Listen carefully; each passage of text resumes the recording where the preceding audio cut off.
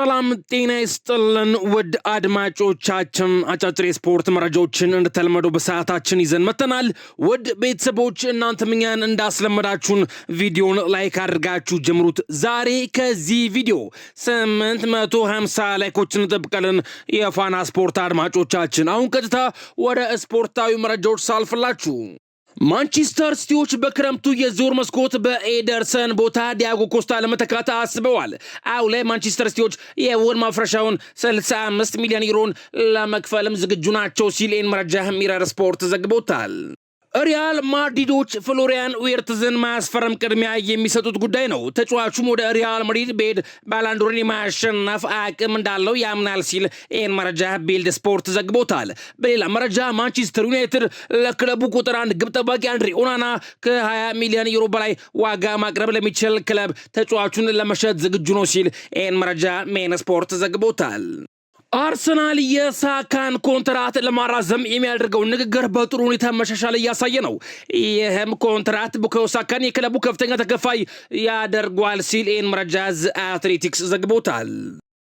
አንቶኒ ሩዲገር ለወራቶች የህመም ማስታገሻ መድኃኒት እየወሰደ እየተጫወተ ይገኛል ብሏል ማርካ ስፖርት በመረጃው። አንቶኒ ሩዲገር ለወራቶች በግራው ጉልበቱ ላይ የሚያስቃዩ ጉዳት አለበት። ይህም ጉዳት ለአቅመ ቀዶ ጥገና አልደረሰም። ተጫዋቹም ማስታገሻ እየወሰደ እየተጫወተ ይገኛል ሲል መረጃ ማርካ ስፖርት ዘግቦታል። ካርሎ አንቸሎቲ ከማድሪድ ጋር ይለያያሉ ተባለ። ጣሊያናዊው አሰልጣኝ ካርሎ አንቸሎቲ በውድድር ዓመቱ መጨረሻ ከሪያል ማድሪድ ጋር እንደሚለያዩ ማርካ ስፖርት አረጋግጧል። ሪያል ማድሪድ በቀጣይ አሰልጣኝ ዣቪ አሎንሶን በኃላፊነት ይሾማል ተብሎ እንደሚጠበቅም ተገልጿል። አሰልጣኝ ካርሎ አንቸሎቲ በቀጣይ የቀረበላቸውን የብራዚል ብሔራዊ ቡድን አሰልጣኝነት ስራ መቀበል እንደሚፈልጉም ተነግሯል። አሰልጣኝ ካርሎ አንቸሎቲ ሪያል ማድሪድን በዓለም ክለቦች ዋንጫ ውድድር መምራት አለመምራታቸውም እስካሁን ድረስ አልታወቀም ሲል መረጃ ማርካ ስፖርት ዘግቦታል። አንቸሎቲ የማድሪድን ጥያቄ አልተቀበሉም ያለው ደግሞ ሬሌቮ ነው። አሰልጣኝ ካርሎ አንቸሎቲ በውድድር ዘመኑ መጨረሻ በይፋ ከሪያል ማድሪድ ጋር ይለያያሉ ተብሎ ይጠበቃል ብሏል ሬሌቮ። ሪያል ማድሪድ አሰልጣኝ ካርሎ አንቸሎቲ በክለቡ እንዲቆዩ ጥያቄ እንዳቀረበላቸውም ተነግሯል። ካርሎ አንቸሎቲ በሪያል ማድሪድ ከአሰልጣኝነት ውጪ በሌላ ሚና እንዲቆዩ ተጠይቀው እንደነበረ ተገልጿል።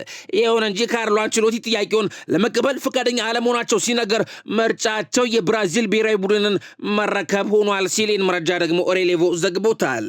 በአመቱ መጨረሻ ከካርሎ አንቸሎቲ ጋር ለመለያየት ያሰቡት ሎስ ብላንኮቹ በምትኩ አሰልጣኝ ዣቪ አሎንሶን ለመሾም ንግግር መጀመራቸውም ተገልጿል። አሰልጣኝ ዣቪ አሎንሶ ሪያል ማድሪድን ማሰልጠን ህልማቸው መሆኑ ሲገለጽ ባለፈው ዓመት የሊቨርፑልን ጥያቄ ያልተቀበሉትም በዚህ ምክንያት መሆኑ ተነግሯል። ባየር ሊቨርኩሰን በበኩሉ አሰልጣኙ ወደ ሪያል ማድሪድ ማምራት እንደሚፈልግ የሚያውቅ ሲሆን በመንገዱ ላይ መቆም እንደማይፈልግ ተዘግቧል።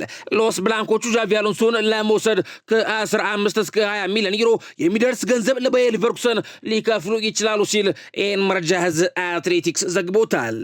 በሲቲ መቆየት እንደምፈልግ ብጠይቅም አልተቀበሉኝም ብሏል ዴብሮይን። ቤልጂማዊ የአማካይ ስፍራ ተጫዋች ኬቨን ዴብሮይን ማንቸስተር ሲቲ አዲስ ውል ባለማቅረቡ እንደተበሳጨ በሰጠው አስተያየት ገልጿል። በዓመት ውስጥ አዲስ ውል አለማቅረባቸው አስደንግጦኝ ነበር ያለው ኬቨን ዴብሮይን ቀጥለው ጠሩኝ፣ ውሌን ማራዘም እንደማይፈልጉም ነግረውኛል ብሏል። ገና ብዙ ማድረግ የምችለው ነገር አለ ብዬ ላስረዳቸው ሞክሬያለሁ። 25 ዓመቴ እንዳልሆነ አውቃለሁ፣ ነገር ግን አሁንም ማድረግ እችላለሁ ሲል ኬቨን ዴብሮይን ተናግሯል።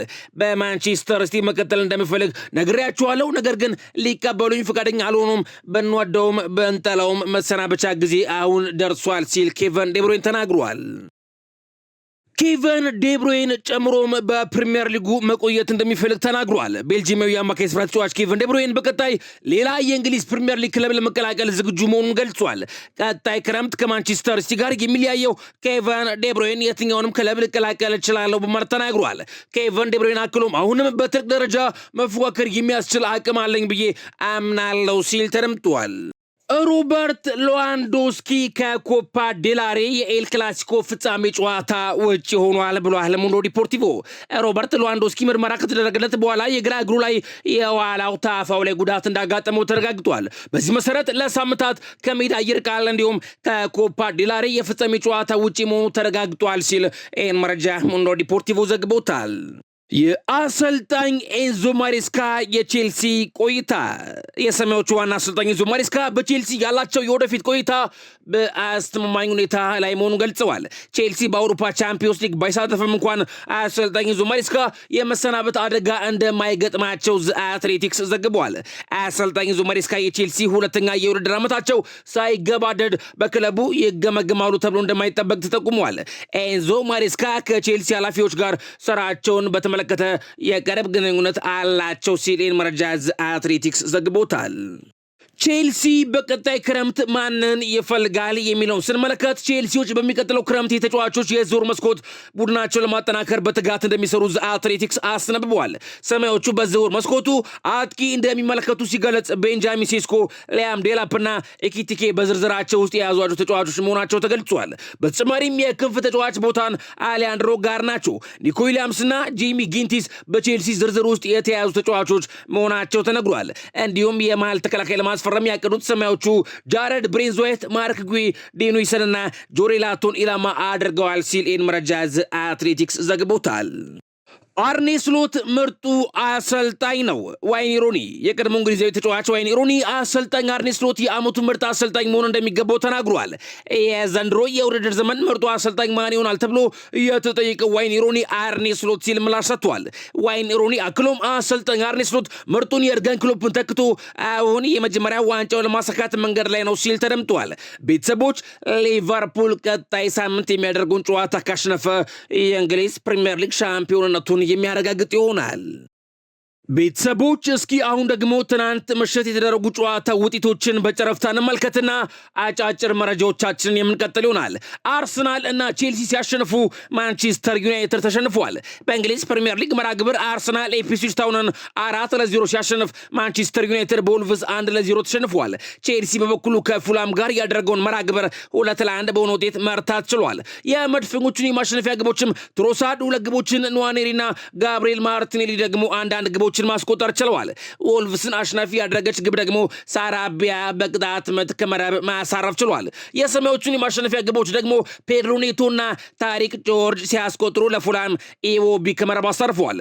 ከጨዋታዎቹ በኋላ አርሰናል 66 ነጥቦችን በመሰብሰብ በእንግሊዝ ፕሪምየር ሊግ ከመሪው ሊቨርፑል ቀጥሎ ሁለተኛ ላይ ሲቀመጥ ቼልሲ በ57 ነጥቦች አምስተኛ፣ እንዲሁም ማንቸስተር ዩናይትድ በ38 ነጥቦች 14ኛ ላይ መቀመጥ ችሏል። በቀጣይም ሮብ አርሰናል ክሪስታል ፓላስ፣ ቅዳሜ ቼልሲ ከኤቨርተን፣ እሁድ በርንማውዝ ከማንቸስተር ዩናይትድ ጋር የሚጫወት ይሆናል። ሳካ ህመም ውስጥ ነው ብሏል አርቴታ። የሰሜን ለንደኑ ክለብ አርሰናል አሰልጣኝ ማይክል አርቴታ ከባድ ጉዳት እንዳላጋጠመውም ከጨዋታው በኋላ ተናግሯል። ቡካዮ ሳካ ህመም እየተሰማው ነው፣ ነገር ግን ከባድ የሚመስል ነገር የለም ሲል አሰልጣኝ ማይክል አርቴታ ተናግሯል።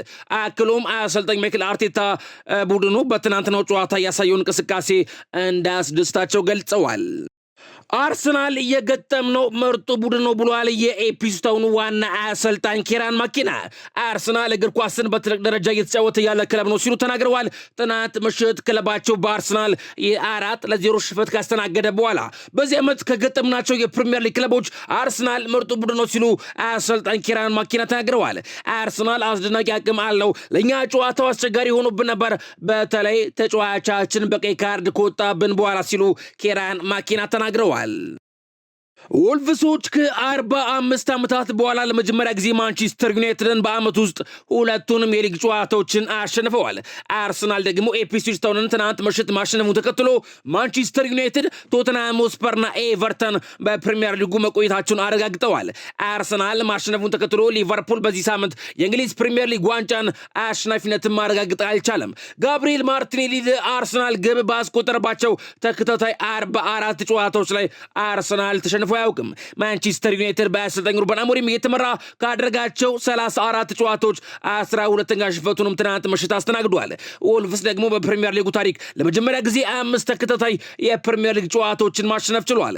ኮል ፓልመር ደግሞ ባለፉት 16 ጨዋታዎች ምንም ግብ ማስቆጠር አልቻለም። ግብ ካስቆጠረም 1292 ደቂቃዎች አልፈውታል። አሰልጣኝ ሩበን አሞሪም ማንቸስተር ዩናይትድን ከተረከቡ ወዲህ ቡድኑ 53 ግቦች ተቆጥሮበታል። ማንቸስተር ዩናይትድ በአንድ የውድድር ዓመት 15 የፕሪሚየር ሊግ ጨዋታዎች ሲሸነፍ በታሪክም የመጀመሪያው ነው ሲል እነዚህን አጫጭር መረጃዎችን ኦፕታ ይፋ አድርጓቸዋል። ዩናይትድን የመረጥኩት ፈልጌው ነው ብሏል አሞሪም። የቀይ ሰይጣኖቹ ዋና አሰልጣኝ ሩበን አሞሪም ማንቸስተር ዩናይትድን ለማሰልጠን የመረጠው በምክንያት መሆኑን ገልጿል።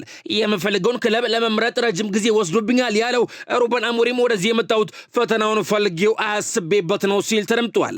አሰልጣኙ አክሎም ምክንያቱም እዚህ የሚፈጠር ስኬት መቼም ከትውስታ አይጠፋም፣ የትም ቦታ የማታገኘው ነገር ነው ሲሉ ተናግረዋል። አሰልጣኝ ሩበን አሞሪም ጨምሮም ማንቸስተር ዩናይትድን በማሰልጠኔ ክብር ይሰማኛል ሲል ተደምጧል። ቀጣይ ክረምት በጣም ወሳኝ ይሆናል፣ ምክንያቱም በየትኛውም ውድድር አንሳተፍም። ሁሉም አሰልጣኝ የራሱ ራዕይ አለው። አሁን የጎደለን ችሎታ ያላቸውን ተጫዋቾች ለማምጣት እንሞክራለን ሲል ሩበን አሞሪም በክረምቱ የዝውውር መስኮት የነቃ ተሳትፎን እናደርጋለን ሲል ተደምጧል። ትናንት ምሽት ማንቸስተር ዩናይትድ ካስተናገደው ሽንፈት በኋላም ደጋፊው ይወቀው ችግሩ ይቀጥላል ብሏል ሩበን አሞሪም። የቀይ ሰይጣኖቹ ዋና አሰልጣኝ ሩበን አሞሪም ማንቸስተር ዩናይትድ የገጠመው ችግር አሁንም እስከ ውድድር ዓመቱ መጨረሻ እንደሚቀጥል ገልጸዋል። ከደጋፊው ጋር ግልጽ መሆን አለብን ያሉት አሰልጣኝ ሩበን አሞሪም ቡድናችን ብዙ ነገር ይጎለዋል፣ ነገሮችን ለማሻሻል ብዙ ማድረግ ይጠበቅብናል ብለዋል። አክሎም ሁኔታው እስከ ውድድር ዓመቱ መጨረሻ ይቀጥላል፣ ከዛ በኋላ አንድ ነገር ማድረግ ይጠበቅብናል በማለት ተናግሯል። ግብ ካላስቆጠር ጨዋታ መብለጥ ጥቅም የለውም፣ ጠቃሚ ውጤት ነው። ጨዋታውን መቆጣጠር ነበረብን፣ ጨዋታውንም ተቆጣጥረን ነበር። ምርጥ የወልቭስ ተጫዋቾችንም አስቁመናቸው ነበር፣ ነገር ግን የቁም ኳስ ነገሩን ቀየረብን፣ በጣም ያበሳጫል ሲል ሩበን አሞሪም ከትናንት ምሽቱ የክለቡ ሽንፈት በኋላ ተናግሯል። ሩበን አሞሪም ጨምሮም ግብ ያለማግባት ችግር የመላው ቡድኑ ነው ሲሉ ተናግረዋል። የማንቸስተር ዩናይትድ ዋና አሰልጣኝ ሩበን አሞሪም የቡድኑ ግብ ማስቆጠር ችግር የውስን ተጫዋቾች ችግር ሳይሆን የመላው ቡድኑ ነው ሲሉ ተናግረዋል። ቡድኑ የበለጠ ግቦችን ማስቆጠር አለበት ያሉት ሩበን አሞሪም ችግሩ የራስሙስ ሆይሉንድ ብቻ ሳይሆን የመላው ቡድኑ ነው ሲሉ ተናግረዋል። ዴንማርካዊው የፊት መስመር ተጫዋች ራስሙስ ሆይሉንድ ግብ ካስቆጠረ በርካታ ጨዋታዎች መቆጠራቸውን ተከትሎ ራስሙስ ሆይሉንድ ግብ የማስቆጠር ችግር አለበት ወይ ተብለው ለተጠየቁት ጥያቄ ሩበን አሞሪም ግብ ያለማግባት ችግር የመላው ቡድኑ ነው ሲሉ ምላሽ ሰጥተዋል። ራስሙስ ሆይሉንድ ባለፉት 28 ጨዋታዎች ኳስና መረብን ማገናኘት የቻለው አንድ ጊዜ ብቻ ነው ሲል ይህን መረጃ ሜን ስፖርት ዘግቦታል። ትናንት ምሽት በተደረገ ሌላ ጨዋታ ሊቨርፑል መሪነቱን አጠናክሯል። የሊጉ መሪ ሊቨርፑል ከሌስተር ሲቲ ጋር ያደረገውን የሊግ ጨዋታን 1-0 በሆነ ውጤት ማሸነፍ ችሏል። የሊቨርፑልን የማሸነፊያ ግብም አሌክሳንደር አርኖልድ አስቆጥሯል። የአሰልጣኝ አርኔ ስሎት ቡድን ሊቨርፑል ማሸነፉን ተከትሎ ከተከታዩ አርሰናል ጋር ያለውን የነጥብ ልዩነትም ወደ 13 አስፍቶታል። ሊቨርፑል በቀጣይ 3 ነጥብ የሚያሳካ ከሆነ የሊጉን ዋንጫ ማሸነፉን ማረጋገጥ ይችላል። ሊቨርፑል 79 ነጥቦች አሉት። እንዲሁም ትናንት ምሽት ተጋጣሚው የነበረው ሌስተር ሲቲ 18 ነጥቦችን ማሰብሰብ ችሏል። 19ኛ ላይ መቀመጥ ችሏል። በቀጣይም ሊቨርፑል ከቶትናም ጋር እሁድ ሲጫወቱ፣ ወልቭስ ከሌስተር ሲቲ ጋር ቅዳሜ የሚጫወቱ ይሆናል። ዋንጫ ለማሸነፍ ተቃርበናል ብሏል አርኖልድ። ትናንት ምሽት የሊቨርፑልን የማሸነፊያ ግብ ያስቆጠረው አሌክሳንደር አርኖልድ ቡድኑ የሊጉን ዋንጫ ለማንሳት መቃረቡን ገልጿል። ለትናንትናው ድል የደጋፊው ሚና ጉልህ መሆኑን የገለጸው አሌክሳንደር አርኖልድ አሁን ዋንጫው ለማሸነፍ ተቃርበናል ሲል ከጨዋታው በኋላ ተናግሯል። ስለ ወደፊት ቆይታው እየተጠየቀው አሌክሳንደር አርኖልድ ሁልጊዜም እንደምናገረው ስለ ወደፊት ቆይቴ ማውራት አልፈለግም ሲል ምላሽ ሰጥቷል። የምንጫወተው ለደጋፊው ነው። በአሁኑ ሰዓት በሊቨርፑል ከነበሩኝ ምርጥ ጊዜያት አንዱን በማሳለፍ ላይ ይገኛሉ ሲል ተደምጧል። አርኖልድ አክሎም ዛሬ ያስቆጠርኩት የማሸነፊያ ግብ በዓለም ሁሉ ላሉ የሊቨርፑል ደጋፊዎች መታሰቢያ ይሆንልኝ ሲል ተደምጧል። ሌስተር ሲቲዎችም ከፕሪሚየር ሊጉ መውረዳቸው ተረጋግጧል። ሌስተር ሲቲ ትናንት ምሽት በሊቨርፑል ማሸነፉን ተከትሎ ከእንግሊዝ ፕሪሚየር ሊግ ወደ ቻምፒዮንሺፕ መውረዳቸው ተረጋግጧል። በ18 ነጥብ 19ኛ ደረጃ ላይ የነበሩት ሌስተር ሲቲዎች ከሊጉ የወረዱት ሁለተኛው ክለብ ሆነዋል። በአሰልጣኝ ሩድ ቫን ኒስተልሮይ የሚመራው ሌስተር ሲቲ በመጣበት ዓመትም ወደ ሊጉ ተመልሶ ወርዷል። ሳውዛምፕተን ቀደም ብሎ ከሊጉ መውረዱ የተረጋገጠ ክለብ ነው ሲል መረጃ ሚረር ስፖርት ዘግቦታል። ትናንት ምሽት በነበረ ሌላ ጨዋታ በጣሊያን ሴሪያ ኢንተር ሚላን ሽንፈት ገጥሞታል። በጣሊያን ሴሪያ የ33ኛ ሳምንት መርሃ ግብር ኢንተር ሚላን ከቦሎኛ ጋር ያደረገውን ጨዋታ 1-0 በሆነ ውጤት ተሸንፏል። የቦሎኛን የማሸነፊያ ግብም ኦርሳሊኒ ማስቆጠር ችሏል።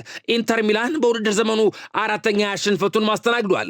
ቦሎኛም ማሸነፉን ተከትሎ ነጥቡን 60 በማድረስ ደረጃውን አሻሽሏል። ኢንተር ሚላን የ13 ጨዋታዎች ያለመሸነፍ ጉዞም በቦሎኛ ተገጥቷል። ከጨዋታውም በኋላ ኢንተር ሚላን 71 ነጥቦችን በመሰብሰብ በጣሊያን ሴሪያ አንደኛ ላይ ሲቀመጥ ቦሎኛ በ60 ነጥቦች አራተኛ ላይ መቀመጥ ችሏል። በቀጣይም ኢንተር ሚላን ከሮማ ቅዳሜ እንዲሁም ሰኞ ዩዲኒዜ ከቦሎኛ ጋር የሚጫወቱ ይሆናል። ኤሲ ሚላንም ሽንፈት አስተናግዷል። በጣሊያን ሲሪያ የ33ኛ ሳምንት መርሃ ግብር ኤሲ ሚላን ከአታላንታ ጋር ያደረገውን ጨዋታ 1-0 በሆነ ውጤት ተሸንፏል። የአታላንታን የማሸነፊያ ግብም ኤደርሰን አስቆጥሯል። ኤሲ ሚላን በውድድር ዘመኑ 10ኛ ጨዋታውንም ተሸንፏል። የሊጉም ደረጃ ስንመለከት አታላንታ 64 ነጥቦችን በመሰብሰብ ከትናንት ምሽቱ ጨዋታ በኋላ 3ኛ ላይ ሲቀመጥ ኤሲ ሚላን በ51 ነጥቦች 9ኛ ላይ መቀመጥ ችሏል። በቀጣይም አርብ አታላንታ ክሊቼ እንዲሁም እሁድ ቬንዚያ ከኤሲ ሚላን ጋር የሚጫወቱ ይሆናል። ትናንት ምሽት በስፔን ላሊጋ ተጠባቂ የነበረ ጨዋታም ተደርጓል። ሪያል ማድሪድ ወሳኝ ድል አሳክቷል። በስፔን ላሊጋ የ32ኛ ሳምንት መርሃ ግብር ሪያል ማድሪድ ከአትሌቲኮ ቢልባኦ ጋር ያደረገውን ጨዋታ 1-0 በሆነ ውጤት አሸንፏል። የሎስ ብላንኮቹን የማሸነፊያ ግብም ፌዴሪኮ ቫልቬርዴ በመጨረሻ ደቂቃ ላይ ከመረብ አሳርፈዋል። ከጨዋታውም በኋላ ሪያል ማድሪድ 69 ነጥቦችን በመሰብሰብ በስፔን ላሊጋ ሁለተኛ ላይ ሲቀመጥ አትሌቲኮ ቢልባኦ በ57 ነጥቦች አራተኛ ላይ መቀመጥ ችሏል። በቀጣይም የታፊ ከሪያል ማድሪድ እንዲሁም አትሌቲኮ ቢልባኦ ከላስ ፓልማስ ጋር በተመሳሳይ ረቡዕ የሚጫወቱ ይሆናል። ትናንት ምሽት ከተደረጉት የእንግሊዝ ፕሪሚየር ሊግ ጨዋታዎችን በኋላ ቶፕ 5ን ደረጃ ስንመለከት ሊቨርፑል 33 ነጥቦችን በመሰብሰብ 24 ጨዋታዎችን አሸንፎ 7 ጨዋታዎችን አቻ ወጥቶ 2 ጨዋታዎችን ብቻ ተሸንፎ 79 ነጥቦችን በመሰብሰብ በፕሪሚየር ሊጉ አናት አንደኛ ላይ መቀመጥ ችሏል። አርሰናል ሁለተኛ ነው፣ 33 ጨዋታዎችን አድርጓል፣ 18 ጨዋታዎችን አሸንፏል፣ 12 ጨዋታዎችን አቻ ወጥቷል፣ 3 ጨዋታዎችን ተሸንፏል፣ 66 ነጥቦችን መሰብሰብ ችሏል። እንዲሁም ሶስተኛ ላይ መቀመጥ የቻለው ኒውካስትል ዩናይትድ ነው።